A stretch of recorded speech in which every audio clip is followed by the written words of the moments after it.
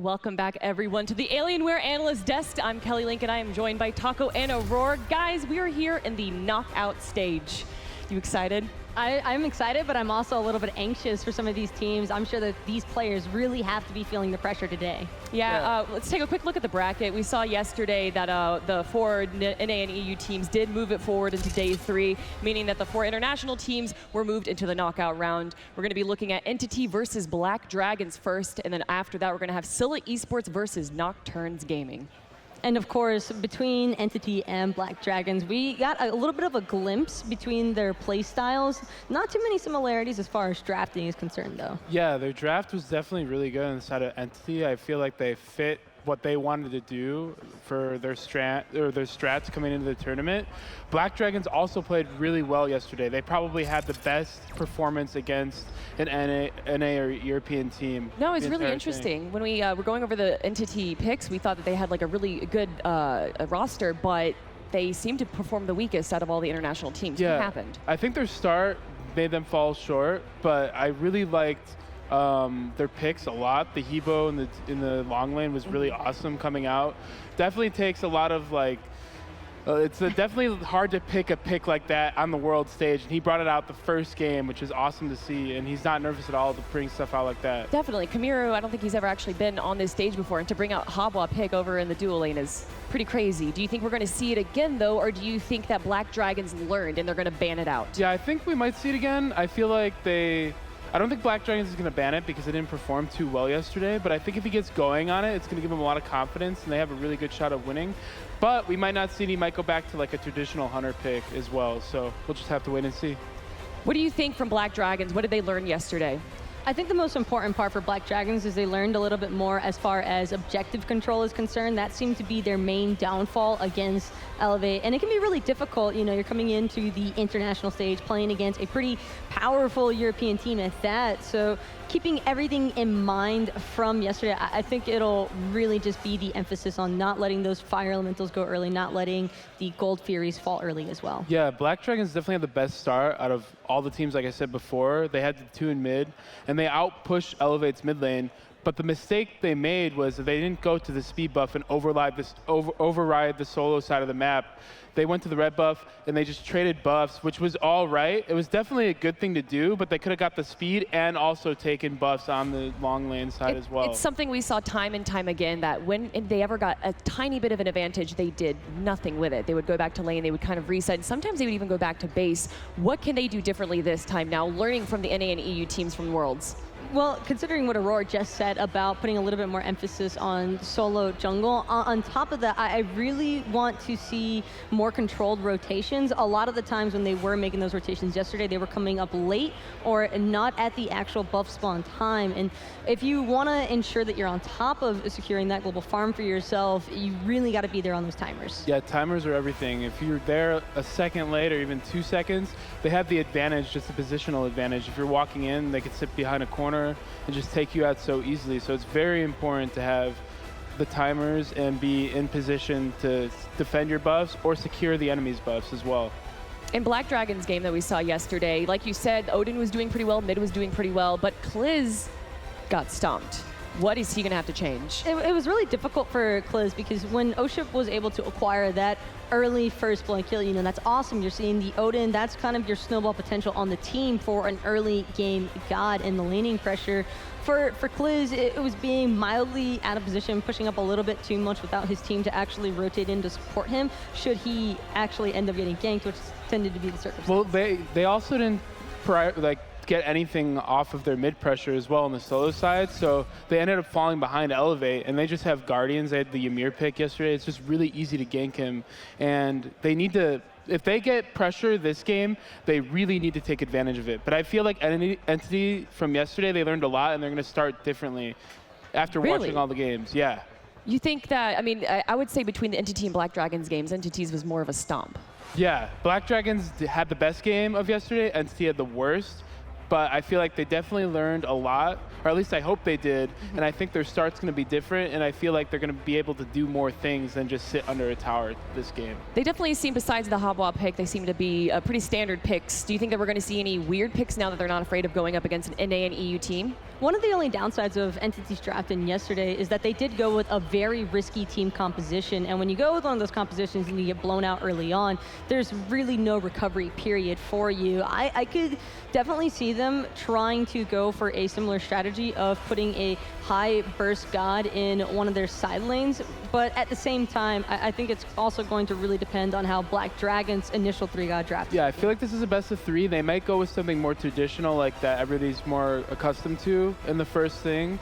But as the series goes on, they might pull up the Hebo. Paradiddle might pull out the Loki because he has like those 4,000 kills on him. We might see a Loki. A Loki would be awesome to see, but we'll just have to wait and see what they're gonna do.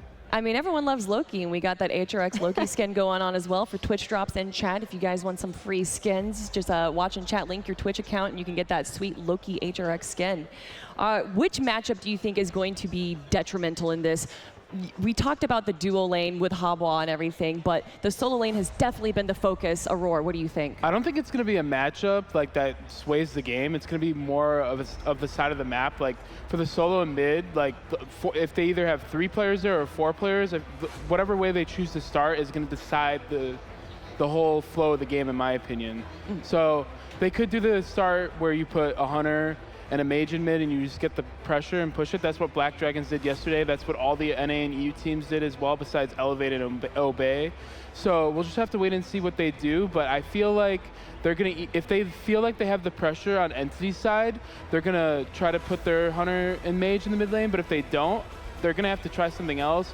And I feel like we might see a hog, but I'm not sure yet. We were talking about Hog a few days ago. We haven't seen it yet, but this is very contentious. These players are going to be knocked out. They're definitely going to want to be safe, and they had such a hard time with their jungle buffs yesterday. It seems like they're going to prioritize them today. The only stipulation with picking up a Hog is the issue that what are you going to do when the team fight actually does start to break out? Because most players don't prioritize that upgrade to get the 1-second stun off of building into that Hog. And so with that in mind, if you're trying to face that into a team that opts for a Shell or a Sprint or even a Horrific Emblem, you're almost immediately at the downside. No, you're not. The Hog is so good. Like a 1-second stun, it's CC. But you don't have it necessarily. If you don't have it at the start. Yeah, if you don't have it at the start, okay, yeah. But it doesn't put you at a downside right as you upgrade it. You're fine when you upgrade it. Everybody always says that Shell and Heavenly and all these other relics are so much better than it, but it really isn't. It's just a very hard relic to use. It reminds me of like Beads and Aegis because you just have to get used to using it at certain times. When would you prioritize upgrading that then? Because I feel as though most teams wouldn't really feel comfortable with doing that prior to the 15-minute mark.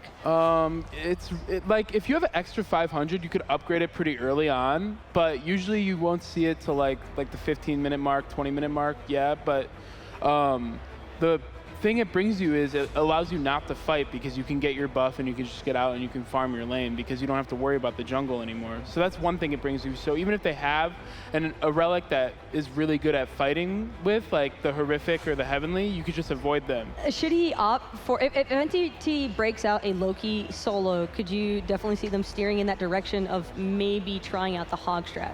I don't know, like Loki with Hog would definitely be interesting. You could do it, but you lose out on a relic on Loki, like an assassin. I feel like you need something else that's not a Hog, like an Aegis or a Beads as well. So when you do pick up that relic, you are sacrificing something else for getting it. I think it'd be fun, not necessarily for the Loki, for the solo laner to pick it up, but perhaps a support or even the jungler. Yeah, I could see that happening jungle, for sure. It's a little situational for. Yeah, I definitely feel like we can see a support picking it up. But if he plays Loki in the solo lane, we might see him more like a warrior or guardian jungle, and the warrior or the guardian jungle could definitely pick up the Hog if needed.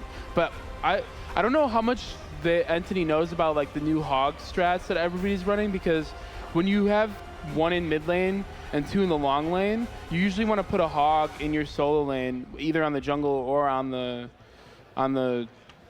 solo laner. So we'll just have to wait and see if they learned all of this, but I have no clue, and I'm excited to see if they can do it. That's probably one of the best parts about getting to really witness these international teams develop over such a short time period, but they're still just completely going up against the task given before them.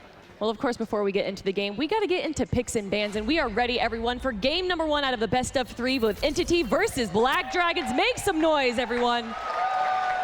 Whew. All right, first bans coming out of the way. We saw AMC devastate yesterday, and Black Dragons picked up AMC, so I think we're going to see him banned first.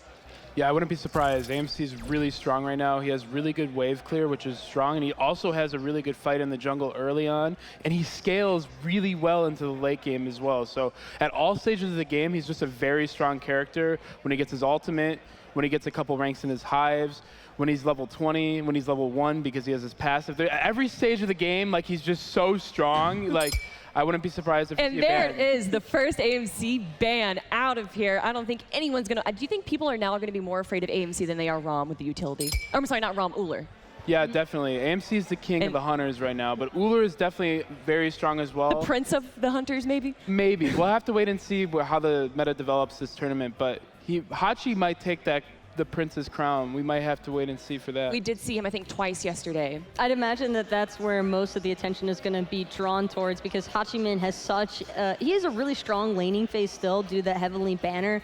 Great clear and poke potential is probably the most important part, especially since most hunters are going to be picking up the bluestone with him. But you have to love his team initiator. Yeah, he just has really easy damage to get off. Like his banner and lane, you're always going to be able to hit them and the wave if they're playing a character that needs a position closer to wave to clear it. And all hunters have to auto the wave, so they have to be kind of close to the wave so you can hit the wave and the hunter most of the time. We see a Sylvanas ban coming out. That's no surprise. They played against Obey yesterday, and MarcelZ really put in the work on that Sylvanas. So I feel like it's a great ban coming out of them. And we also see the Osiris ban, just a very strong solo laner. We've seen it in the jungle a couple times, but in solo lane, he's just a big bully.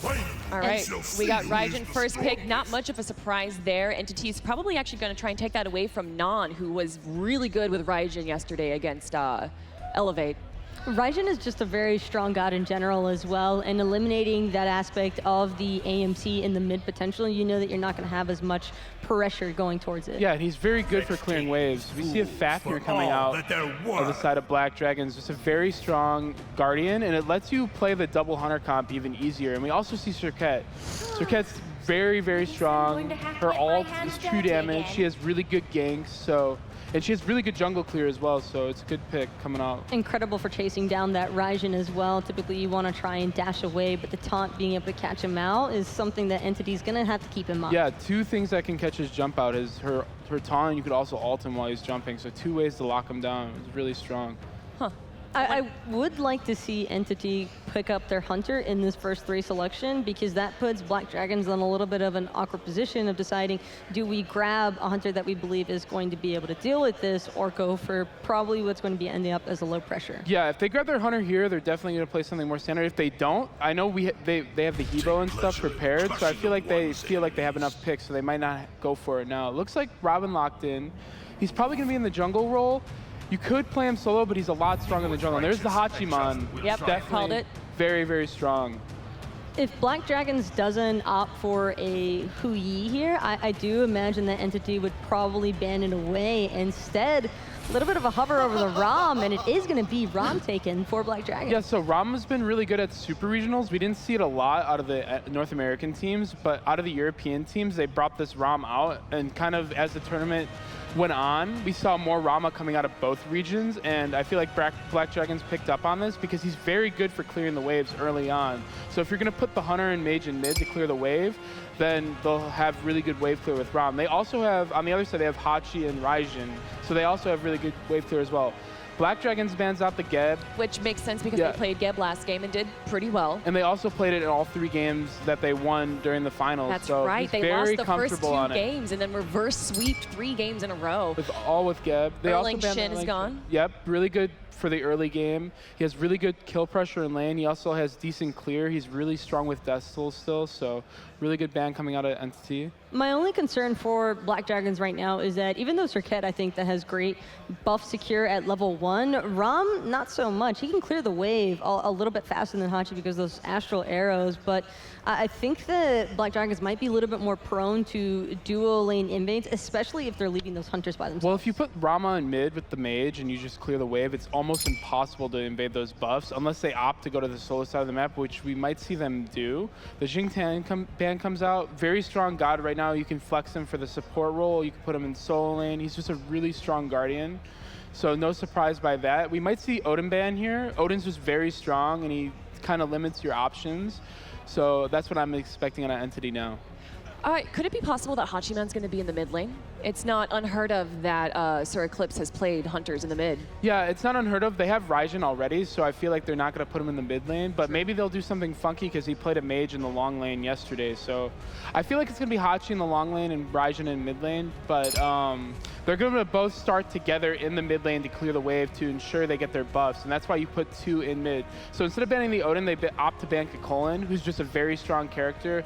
His level 1 isn't that great, but as soon as he transforms and hits level 2, he's very strong. Even at level 1, if he's not level 2, he has both abilities in his transform, which makes him really strong. Taco, you were saying from Black Dragons that they aren't going to have a lot of secure from those buffs. Which gods do you want to see them pick up for that secure? Well, it seems as though they already have their choice in hand, that Artio selection, and I don't think that Artio is necessarily looking for the buff secure as much as she's looking for controlling of the team fight. She is an excellent team fighting god, especially being paired alongside of that Serqet and Fafnir. They have so much crowd control already for Black Dragons. It's going to be very difficult for Entity to try and work their way into the back line. Man, we have not seen Artio at all yesterday. Why are we seeing her today?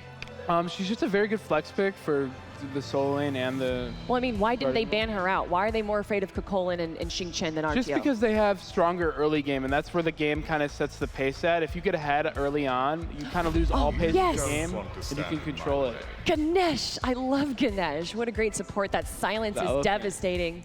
Yeah, a lot of hunters hate playing against this god. Hunters, I feel like, are pretty good at him because the Ohm doesn't do much, but if you catch him in the Darmak pillars, he just gets blown up, and Cabrakan locked in last for Entity. Man, apparently a crowd favorite. Oh, right now, though, just looking at Entity, I thought that they were lacking a little bit of crowd control, and Cabrakan and Ganesh are perfect responses for. You've got that slow off the Dharmic pillars, and Cabrakan as well has plenty of slow in his kit from Tremors, but more importantly, it's the shut-off potential because Ram is looking to be the main source of damage for Black Dragons so far, and Ganesh and Cabrakan are going to make his life absolute hell. Yeah. All right. Last pick, Black Dragons. What do you think it's going to be, Aurora? Maybe another hunter, actually. They have Rama already. They have the Fafnir, and they picked the Guardian in the soul lane. But we could also see a mage. They could go either way with it. They have a lot of picks left. I don't know what hunter they would pick. Maybe the Kurnos, copying off LG of yesterday, but we'll just have to wait and see what they pick here. There's potential, since Artio already provides a little bit of team sustain, not as great as what it used to be, but considering how much lockdown potential they have, Nann has so much flexibility here, and he is a very talented mechanical player, and always credited for that. And Raw could be the choice to add on to that team sustain. Yes, I wanted to see this Raw so badly. And obviously, we saw Raw last year do a really good job taking down ALG. Aurora, how do you think this Aurora is going to stand? I really like Black Dragon's draft. They have Artio and Ra, 2 sustain gods, and sustain is very strong in these types of games, in my opinion. The first game is going to be kind of rocky. It's going to be kind of slow between these 2 international teams, I feel like.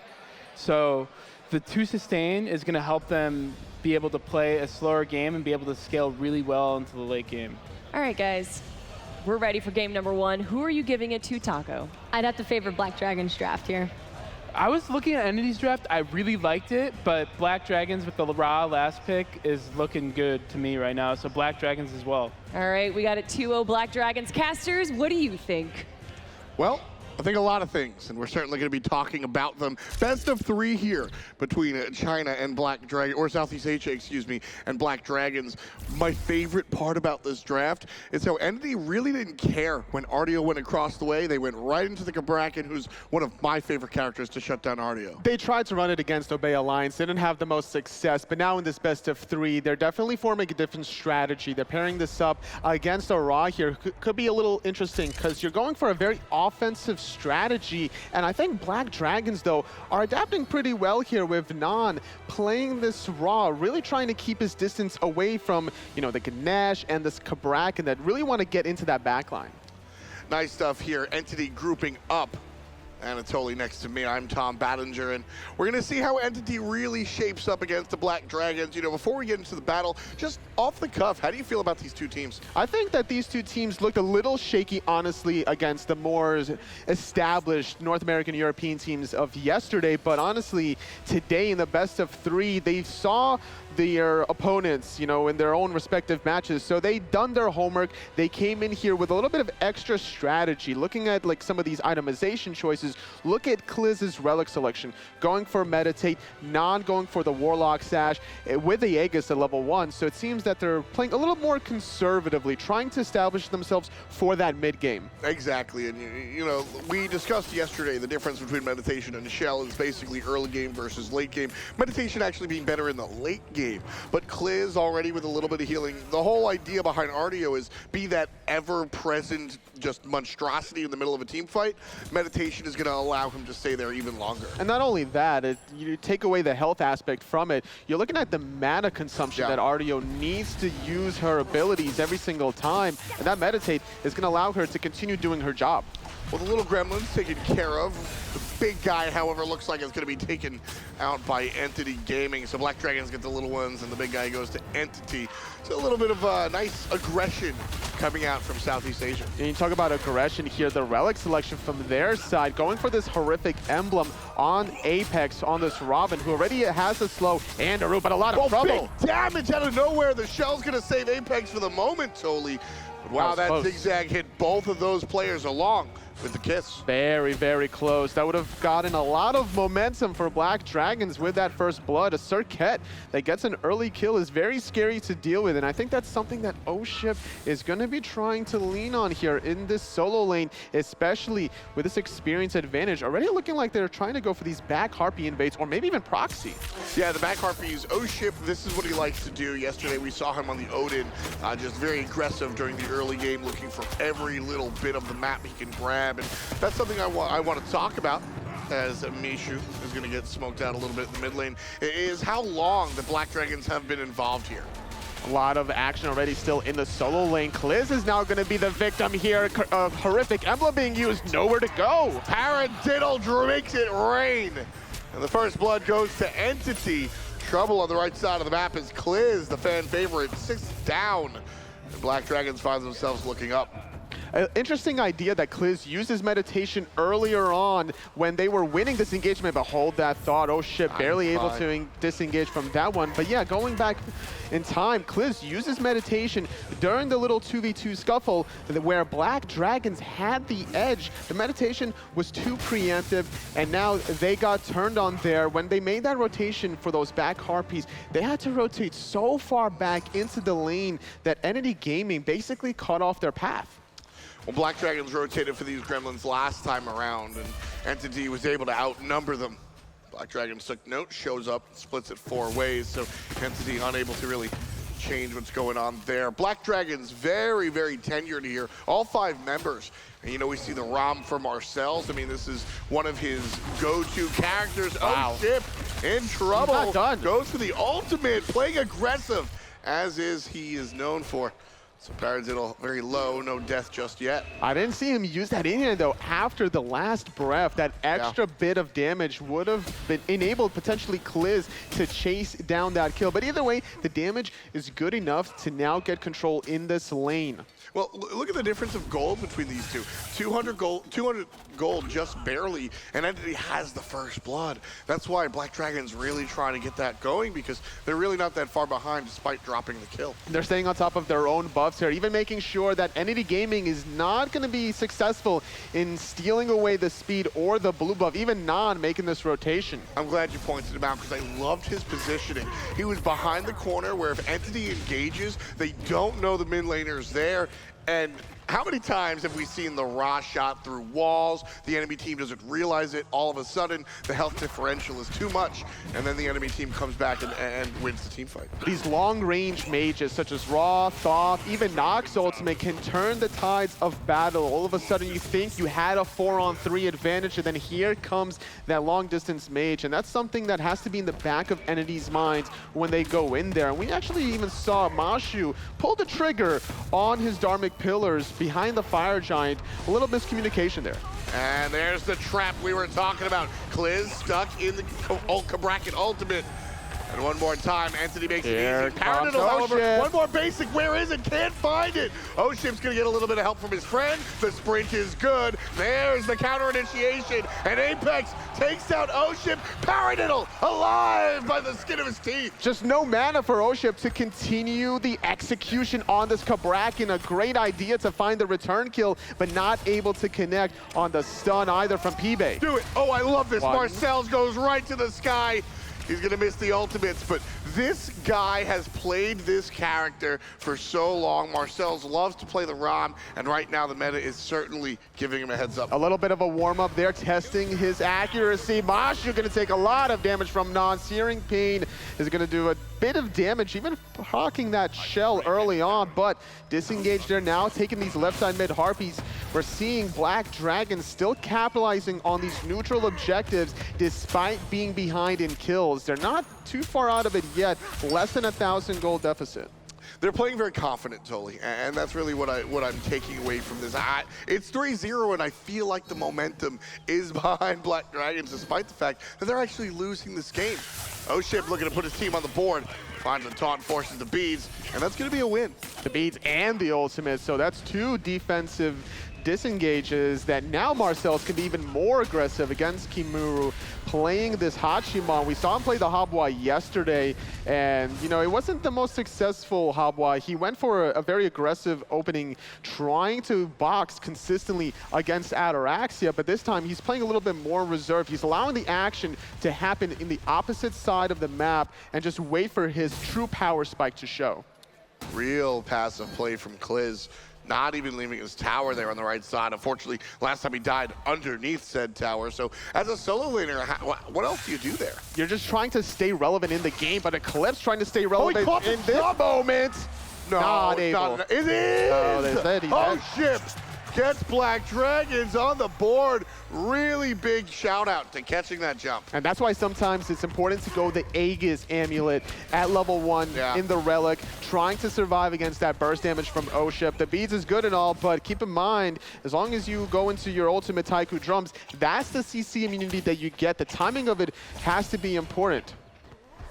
You know, I flat out think that the Aegis would just have been the better choice here. I mean, you've got Cobra's Kiss and the nonsense from Kliz, but Nann's not doing anything besides slowing you a little bit. PIBE, I mean, you're not really gonna beads the hammer all the time, especially early. And MarcelZ, cripple, who cares? Yeah, I think it's more importantly for that SirEclipse was thinking about the Artio pressure from the Kliz, getting into that backline, creating that cripple field. It would maybe force SirEclipse to prematurely use his ultimate at a time that he wouldn't like to do. So I think that's his mindset going into it. Yeah, either way, punished for his choice of relics early on. And you were talking about it earlier. What can Kliz do earlier to try to stay relevant into this game here? As a Guardian, when you're behind in the solo lane, you just soak up the farm. You're waiting for your power spike to max out some of your abilities, and he's still barely behind Paradiddle, at least in terms of experience. He has damage now from his pen boots, so once he starts making these rotations, SirEclipse, who's going for a very glass cannon build with his Doom Warp, is going to feel that pressure. I mean, that's actually pretty standard these days coming out for the mages across the way on the Ra. We see that Warlock Sash And I think that's really just a tenement to what these two items do. The Doom Orb is going to amplify your early game. The Warlock Sash is going to make you a little bit more tanky. SirEclipse is already powerful in the early game on the Raijin, but he's got the leap away, so he doesn't need the extra help. Whereas Nann, slow and can get locked down, so the extra health, from the Warlock Sash will help him out. Looks like left side mids went for Entity. Black Dragons didn't want to engage too deep in the action, but it looks like they're going for those oracles that are uncontested by Entity because they're very content about getting that mid wave, pushing it under tower, denying that gold and experience from Black Dragons, getting a slight edge, and oShip making another rotation on the left-hand side, but it's a little bit too late because both the ultimate and the beads from Kamiru are available. You have to put down that timer once it was used, but look at this, early gold. That's why oShip made the rotation. He wanted to make sure that the Hunter was where he needed to be, and Black Dragons goes for it. Easy peasy on the Gold Fury. However, here's the response from Entity Gaming. Caught is iApex. And with the retreat from BD wonderfully done, Entity will walk away, and the Gold Fury actually will snatch that gold lead. It was completed at 9:28, going to respawn at 14:28. Black Dragons walking away like bandits, but Entity Gaming, they're getting something in return. They're trying to go for the tier 1. oShip over the wall! He's gonna hit iApex one more time. This time, iApex is gonna last. But a different story for that tower, barely hanging on by a thread, but the continuation is there. Kliz trying to become that distraction in the backline, even using that raw heal offensively. Nann is going to have to back without any sort of mana. oShip had to put himself in that position to keep his tier 1 mid tower alive for the moment.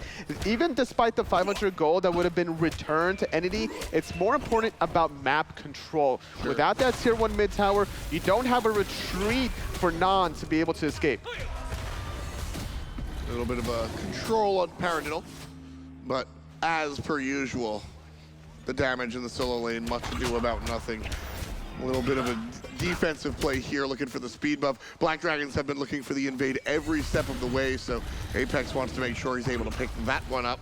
Kliz with PIBE in co. Here comes oShip. Nann is going to probably make a rotation after clearing that mid wave. It's going to be a 4-on-3. iApex caught in no man's land. He's already stuck down to 10%, and Kliz brings him all the way down to 0. Nann makes the rotation, as you said, line him up, but he misses. He's off the mark, and that's going to be troublesome for Black Dragons still. Enough damage done to chase Entity Gaming away, and the Portal Demon spawning a minute ago is right for the taking. The timing was just perfect from Black Dragons. There was a lot of ultimates that Entity Gaming used trying to chase BD after that Gold Fury, trying to punish them for their transgression. Yeah. And without the Ravana ultimate, iApex was caught in a bad position. He couldn't escape into safety. Second important objective, go in the way of Black Dragons. And this is, I made a nod to it before, totally, talking about the experience that Black Dragons have had. I mean, I remember seeing, MarcelZ play his Rama 2 years ago at DreamHack Sweden, right? Yeah. This whole team has been through the ringer, and making those plays at the certain times, right? You make that play when Portal Demon is available because you want to be able to get that objective 100 gold per player. That's what you're looking for. It just seems that every single cog is turning in favor of Black Dragons. Despite the early 0-3 deficit they had on the kill chart, it's not about the kills, it's about the objectives. Black Dragons starting this first game in the best of 3 off just right. Speaking of which, Nann with a nice play there, fires off the ultimate and makes sure to split the oracles over there so nobody gets the vision. Nice play by the mid lane Ra. Both of these soul laners just hitting each other with pillows, honestly. Neither of them are going to find the kill alone, honestly, unless you leave them alone for 10 minutes straight. In the dueling, though, still playing very conservatively. Kamiru not wanting to go too far, still trying to build those Devour Gauntlet stacks. And the opposite of conservatively is oShip all the way in the enemy back jungle. He got spotted, so that's also another reason why Kamiru is so far under his own tier 1 tower. oShip might even think about diving this. He's gonna jump over the wall, look for the cast, won't find it. Beads used, and there's an ultimate. Could be enough to zigzag in the basic. Rob's in the sky. One shot, one kill. MarcelZ making it happen. oShip dies to the tower, so it's a 1-for-1. iApex with the credit. And now it's a race to see who's going to clean up these kills. MarcelZ using his beats a little bit too slow. Dharmic pillars from Mashu. Here comes the sprint from PIBE, keeping his Hunter alive. Wonderful, just wonderful play by PIBE. That's what your Guardian needs to do. Just save the carry. Nice job there by PIBE. Nothing flashy. The Diamond Pillars come down. There's a stun, walk away. I just looked at the mini-map after the 1-for-1 trade. I'm like, all right, now it's a race. Both of these supports are trying to get to that duo lane. Who's going to find the kill or the save on MarcelZ?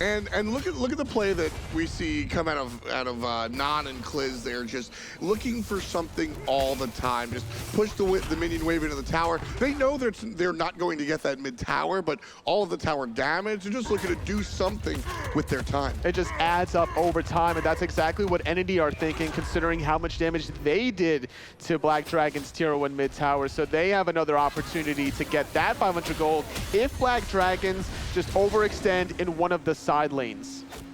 Well, 14-20 in this game. Gold Fury about to respawn here. 7 kills in total. Entity with more than half of them at 4. But Black Dragons own the gold lead at about 1,500, almost 2,000 actually, Anatoly. And really that's just from, Entity has more kills, but Black Dragons have been finding the important kills. But they also have the objective composition. Looking at Fafnir with the Coerce, the AoE Coerce in the dragon form to boost up MarcelZ, even some damage from oShip. But then you have the heal and the burst damage from Nann, who's basically finished off stacking his Warlock's Edge. He's now at a prime optimal power spike, and they're looking to fight. Yeah, it's a really nice spot for Black Dragons to really leverage this little bit of lead. And that's what we're going to see. The group up of the red team look towards that objective on the left side of the map. The rotation from Entity. There it comes. MarcelZ taking him down 1 by 1. 2. The first finish it can't find it, but he gets him with the in-hand. MarcelZ on a tear. The Hunter from Black Dragons. And now look at this, Black Dragons, they're not done yet after the solo kill. Only one man from Entity Gaming spots this out. Can he steal it? Oh, it's gonna go to Black Dragons. Wonderful play. That is teamwork. Here's the continuing team fight over the right-hand side. MashuPoi, gone. Nann on the good side. And the Black Dragons take both the gold lead and the kill lead. Brazil on top. Objective control favoring Black Dragons so heavily here. They're finding kills left and right, and now they're getting the objectives in the middle. I wouldn't be surprised if they continue to group up here once this Portal Demon respawns, just trying to extend this gold and experience lead even further. You saw oShip, he jumps after him, not gonna catch him. Let me tell you one thing that I absolutely loved about this Black Dragons play. Faith in the teammate. That Gold Fury is a terrible call if MarcelZ loses the 1v1, dies in the 1v1, doesn't get the kill. Black Dragons made that call 100% confident that MarcelZ is winning his 1v1. Yep. I love that. It was just another opportunity to go for the objective without the enemy hunter, and also great vision control around this Gold Fury. Once you know where the enemies are, you have a little bit of a timing window to make a judgment call of your DPS to be able to complete this objective. Now, 3 members of Entity have to watch as Black Dragons are going to get their 4th objective of the game. Yeah, so this is a different style. Black Dragons are able to lean on Nann's ultimate, but they use it for combat instead. And MarcelZ all the way from across the map. Oh my goodness, this is why this man is known for this character. And man, we hardly knew you. That's going to be 2 for the Brazilian Hunter, and the mid lane tower crumble. But look what's happening on the left. Kamiru not making this rotation on purpose, trying to get this 1,500 gold for Entity. They recognize they can't defend the mid tower, they can't defend Portal Demon, but they have to defend this Fire Giant right here, right now, or they're gonna lose. And the problem is the Hachiman is all the way across the map. He's not gonna be able to respond in time. There's Black Dragons looking towards the Zona. Apex forced outside, 25% on the Fire Giant, not looking to release it just yet. Hachiman finally comes around. Now Black Dragons looking for the fight. oShip gets the kill out of the solo lane. Kamiru all the way from left side, answers back. Kamiru in the backside, Apex running away in the south side now, distracting 4 members. Kamiru did his job. He might take a spill here, but he got the kill on PIBE. He got Black Dragons off of Fire Giant. Mission accomplished. They live and they breathe a little bit longer. And you know what? Gotta eat my words. I said it was the wrong choice to have him shoot down the tier 2 tower because he wasn't going to be able to make the rotation, but the rest of Entity Gaming made that engagement last long enough to allow their hunter to come all the way across, and that's why he was able to positively impact that team fight. Nann just trying to punish SirEclipse a little bit there with that Searing Pain. It wouldn't have found the kill there, but it would have been a nice damage check just to see how much damage you're doing with this ultimate. Raw Searing Pain cooldown is very short. As you're leveling the ability, it consistently goes down in cooldown, and that's something that Nann is trying to really exploit here. Yeah, 2-0 and 3 for the mid lane Ra on the side of Black Dragons. And Nann and MarcelZ are the guys to watch. Kliz is the fan favorite, but Nann and MarcelZ have been playing absolutely fantastic. But totally, I mean, as the longtime solo laner yourself, this is sort of what you expect out of a character like Artio. Absolutely. Kliz is enabling, as well as oShip, both Kliz and oShip are enabling Nann and MarcelZ to do their jobs, to be these late game hyper carries that they are. Well, Kliz struggled early on, and now he's kind of helping out with everything. That's sort of where I was going with. That's kind of what you get with Artio. That's exactly what you need to do. You're just going to be that buffer, create that safety zone for your two backline carries. And he's doing a great job, honestly. Yeah. Despite himself being 1, 2, and 5, oShip here on the left side doing a decent amount of damage onto Kamiru, because MarcelZ can easily capitalize anytime he wants. Right side tower goes down. Entity Gaming puts a little bit of gold in their pockets. Still trailing by about 3,000, give or take. Black Dragons up on top, 9-5 as we approach minute 20. A slow and steady climb for BD here as they had that early 3-0 deficit, but even more action here around this Fire Giant. Yeah, these guys absolutely want to fight. There's Nann's ultimate right down Broadway. Help is what Entity Gaming needs. Black Dragons puts up 2 digits, 10.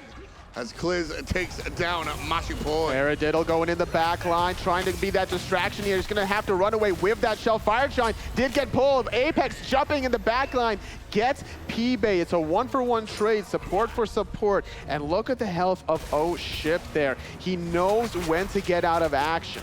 The difference is, so oShip hangs out because he knows that Nann's going to be able to drop the heal. Entity Gaming does not have that luxury. They do not have that raw heal, so oShip's able to hang out. Everybody else has to sort of walk away, and that's why we see Black Dragons sort of stay around even when they're very low. And something we haven't really talked about is this difference of these mid laners specifically. SirEclipse just now hitting level 15. Nann gets to level 17, and we can look back to the item choices here, honestly. The Warlock Sash keeping Nann alive. Entity Gaming, they're calling a Hail Mary here. They're going for a Fire Giant. It's only oShip over there, and MarcelZ trying to come in and steal this one away. Well, with a ton of attack power, this could go the way. They steal it!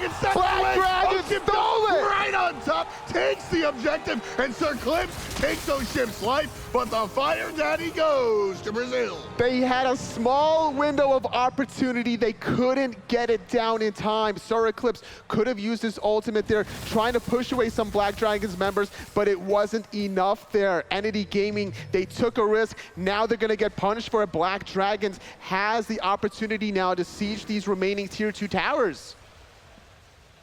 Totally, I think that was the right play for Entity. I agree. Entity Gaming needed to do it. And Black Dragons just somehow took it away. I need to see that one more time.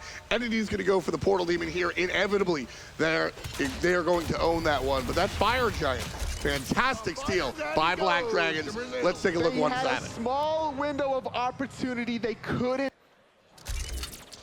Back to the action here. Left side, Gold's Fury goes to Black Dragons. Right side, Portal Demon goes to Entity Gaming. And now the fight for BD. Looking for blood, but playing it cautiously, Tolly. That's what you have to do here. You're trying to make sure that BD's not just going to run over you here, but keep in mind that BD already had a lot of objective control and a lot of teamfight siege with this heal from Nann, and they're going to continue this onslaught. Wonderful play. Look how PIBE jumps directly. It almost looks like he misses his jump, but he jumps forward. There's 2 areas of exit. Nann points at 1. PIBE jumps towards 2. So iApex is in a situation where wherever he goes, he's toast. It's just so unfortunate now for Entity Gaming as they're staring down a barrel here of Black Dragons with Fire Giant for another 2 minutes and 15 seconds, using the heal from Nann, using the sustain from the Fire Giant buff, and it's going to be very difficult here without iApex for 20 seconds, that frontline tank that they so desperately need. Yeah, 5-on-4 without the Fire Giant. I don't know if you even defend against this tier 2 tower. I want you to back up Entity Gaming. Yeah. Get out of here. It's so risky, but comes in PIBE as well as Kliz. They're trying to find the front line. In the back line, though, Kamiru forced to retreat. Oh, and MashuPoi gonna get picked up.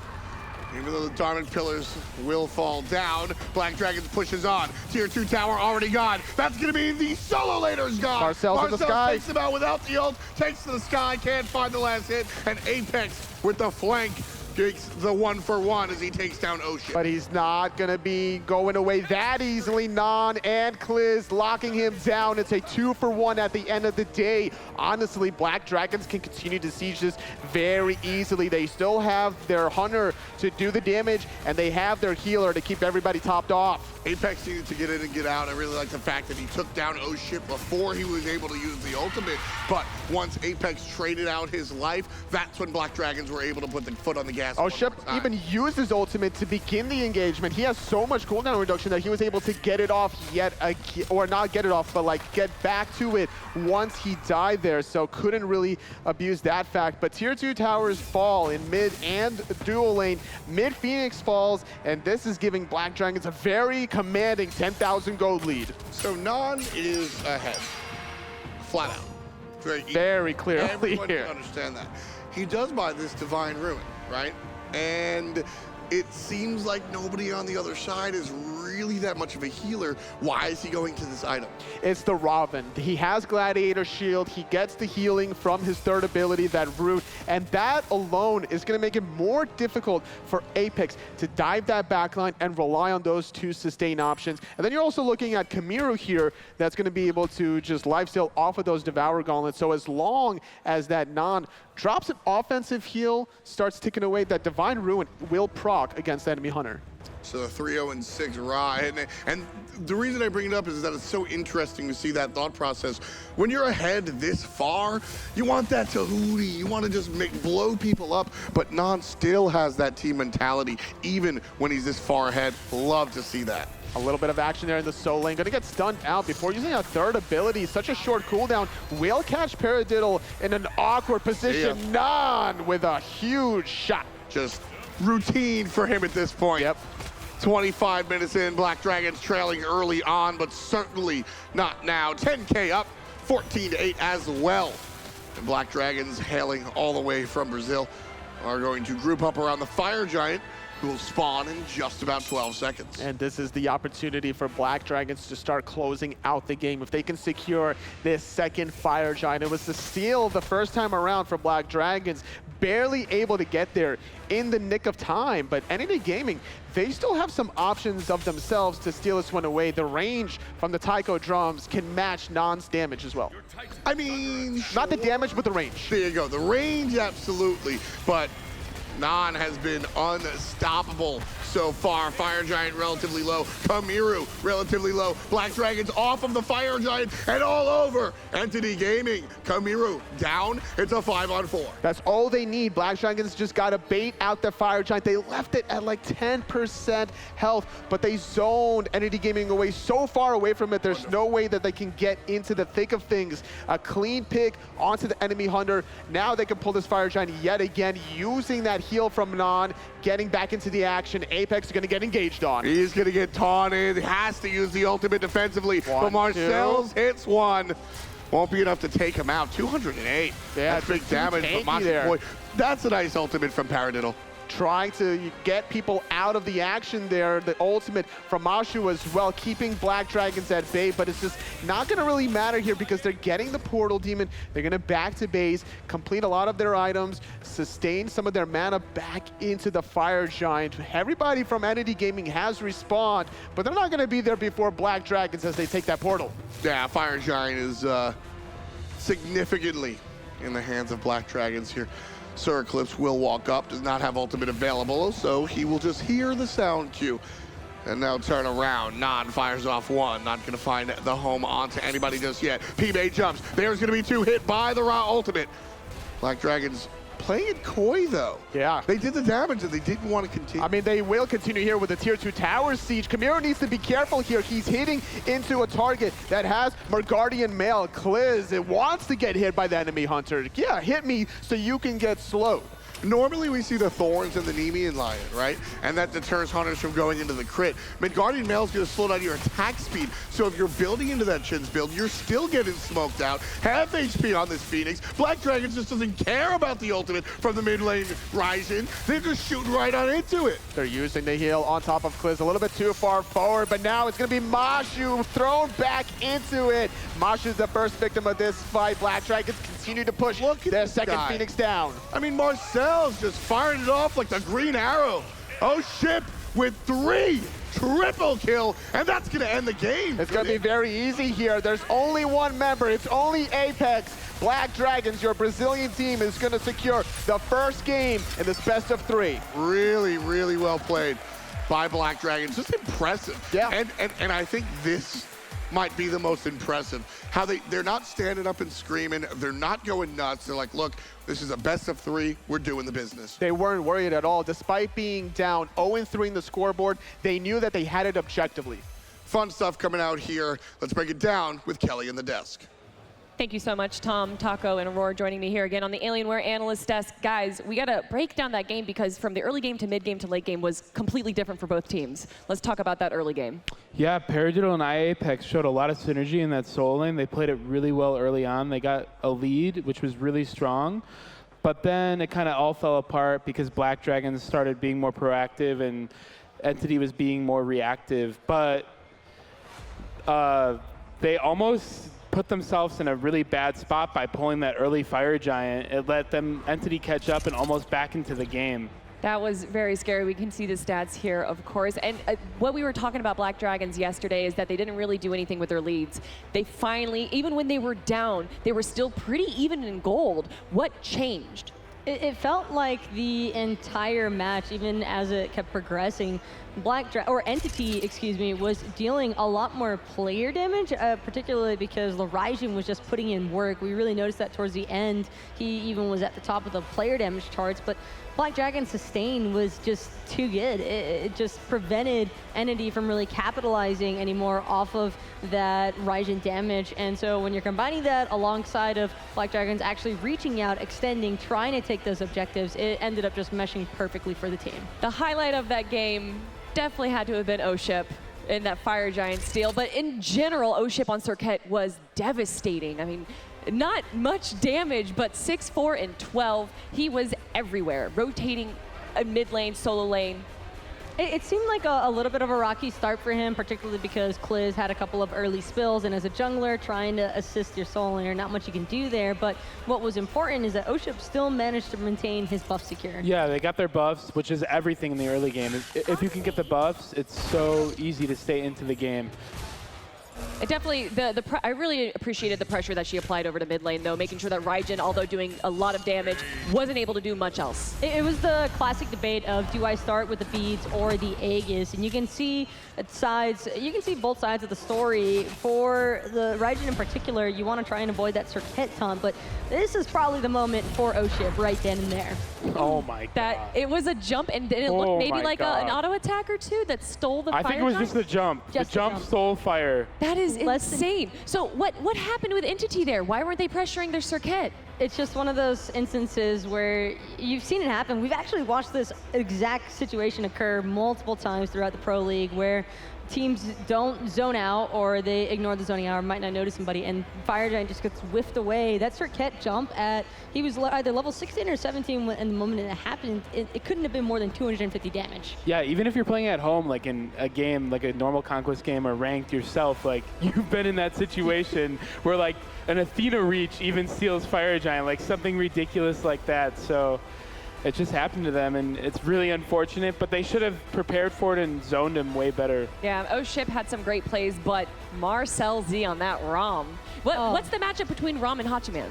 Well, Hachiman doesn't have the initial laning clear in comparison to Ram. Ram's got those 5 astral arrows at the very start. Makes it very efficient for him to immediately knock out that level 1 clear. But Hachi can typically get the better end of things simply because that Heavenly Banner just has so much poke potential, and the Eagle Eye on his first ability. It's such a crazy range that you can basically usually match out the Ram, but MarcelZ was not giving Kamiru any breathing room. Aurora, Entity Gaming was looked a little weak at the start of the game, but then they started to come back after all of those objective steals. When Black Dragons tried to go for a Fire Giant, Hachiman split pushed really well. Yeah, he actually put them back into the game by getting 2 towers, and he got like 3 waves in the long lane, and he also came over to mid, got a wave, and then he came over to Fire Giant and got a kill, which put him back into the game. MarcelZ was just destroying him before that, but he was able to put himself back in the game and give Entity a shot. But with the Ra out of Black Dragons, it's really, really hard to come back into a game when the other team has healing. And that's why I gave the game to Black Dragons.